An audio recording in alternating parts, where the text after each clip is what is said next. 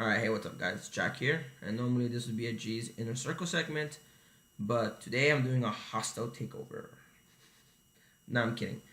G's computer is non-operational at the moment, so he couldn't really film anything or edit anything, so I figured I'd take this opportunity to do something for you guys for his segment. And normally I would have covered this, which I just got yesterday. I would have opened it and I would have just given you my my opinion and reactions of the first few minutes of gameplay, and that's what I wanted to do. But going on the interwebs, found this on PokeBeach, the new Prism Star card, and originally I thought that they would all be Pokemon, but it turns out that we actually get a trainer supporter called Cyrus as our third Prism Star card. And see if I can zoom in a little bit on the card. So that's what the card looks like. It looks like it's another Gen 4 card. So Sun and Moon 5 is looking to be a lot of Sinnoh support, which is pretty cool, I guess, for all the older players of the video game and the card game. And going back on the whole Prism Star card thing, Prism Star cards are cards that are like A-Specs and all these other cards that existed back then that were so good that you can only play one of it in your deck. Prism Star cards are slightly different in the sense that you can play multiple Prism Star cards, but you can only play one of the same named Prism Star card. Like it says right, you can't have more than one Prism Star card with the same name in your deck.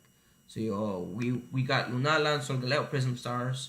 So you can play a Lunala Prism Star, Solgaleo Prism Star, a Cyrus Prism Star, and whatever the other Prism Star cards are. You can play one of them each in your deck. Sadly, you can't play multiples, but I can understand why. So far, Solgaleo and Lunala were pretty good. So I'd be afraid to see energy acceleration for those type of types in multiples.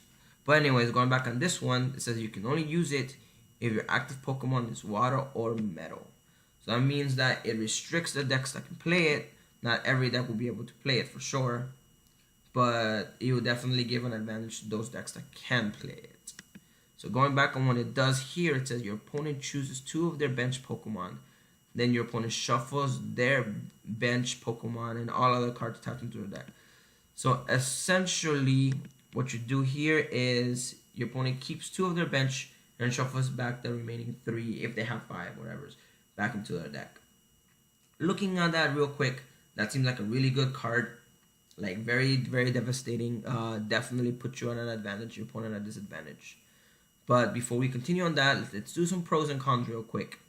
Let's start out with the cons real quick. And I think that if you don't play this card correctly and you play it at a moment where your opponent has like Leles or bench sitters or damaged Pokemon that they don't want to give away prizes to, your opponent will just use that to their advantage and shuffle back those cards back into their deck, and then just kind of keep the cards that they would want. So I think that's a pretty big con. But on the upside, as a positive, if you do it at the appropriate time when they haven't set up yet, or they're still waiting to evolve up into their stage 2s or stage 1s or whatever they want to evolve up into, or if they're missing energy or they're missing things, you can kind of disrupt them. You can you can put them at a big disadvantage because they'll have to pick 2 mons, shuffle everything else back, and if their mons aren't set up, then you're pretty golden from there. So looking back on decks that could run it, I think since there's water and metal, I guess Greninja could run it, where you could shuffle back their mons, leaving them with 2. You can Giant Water Shuriken and Snipe, either killing or knocking out the 60 HP basics, or if you combo them with multiples, you can end up taking out another prize out of that, leaving them with whatever their active is and another bench, and then you can still just attack and put more pressure on board. You do it with like Ninetales. You could do it like the CDUI Ninetales, where you could do the same strategy here, when you shuffle their mons back, leaving them with 2 bench.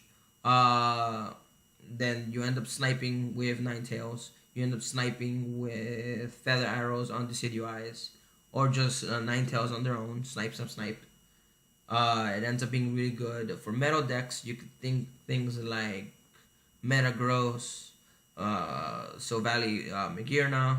You can do it with Solgaleo. There's many decks that you can do it. But if you do it with Metagross, you do 150 to the active. You shuffling back 3 of their mons, so they're left with 2, which I think is pretty good. But if you do it with Solgaleo, which does 230 for Sunsteel Strike, yeah, sure, you discard your energy. But if you're playing a deck like Solgaleo, I'm pretty sure if you're playing it in with the new Solgaleo, either the Prism Star, the new GX, or you're playing it in Metagross, you can pretty much get that energy back like nothing.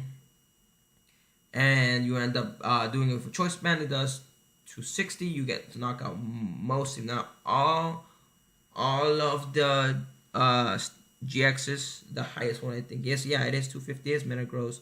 It's Solgaleo. You get to knock those babies out, and then you leave them with only 2 mons, whatever their bench is, plus whatever they become active. So I think that would be pretty devastating. Now, you can do that as well, I believe, in Guardy. I don't know if Guardy still plays Octillery. I haven't been keeping up with that deck since they started playing Sylveon. But if you're playing Octillery with Sylveon and Guardy, I feel like you could attach a Floatstone to Octillery, promote it, and then you play Cyrus, and you shuffle back 3 of their mons, and then you retreat it, you promote back Sylveon, and then you go Plea GX, bouncing back their 2 mons that they kept. So if they kept any stage 2s that they had energies, they were completely set up, or any mons that were already set up and they were just ready to go, you kind of shuffle them back into the hand, the other ones back into the deck, and then they're just kind of stuck with their active. And if they've already accessed their Ultra Balls, they've used up their Bridgets, then you pretty much put them at a big disadvantage, because they'll be at a slow pace to try to come back to setup when you're already there and ready, and then just putting more pressure on your opponent. But anyways, enough about me talking about this card. What do you guys think about this card? What kind of disgusting plays do you guys think you guys can come up with for this card?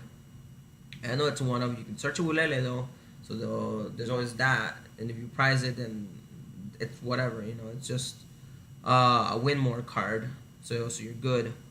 But if you guys think this card should stay, if you guys think this card should not have been made, if you guys have, like I said before, any good combos with this card, just let us know in the comment section below. And don't forget to like, share, and subscribe. This is Jack signing out.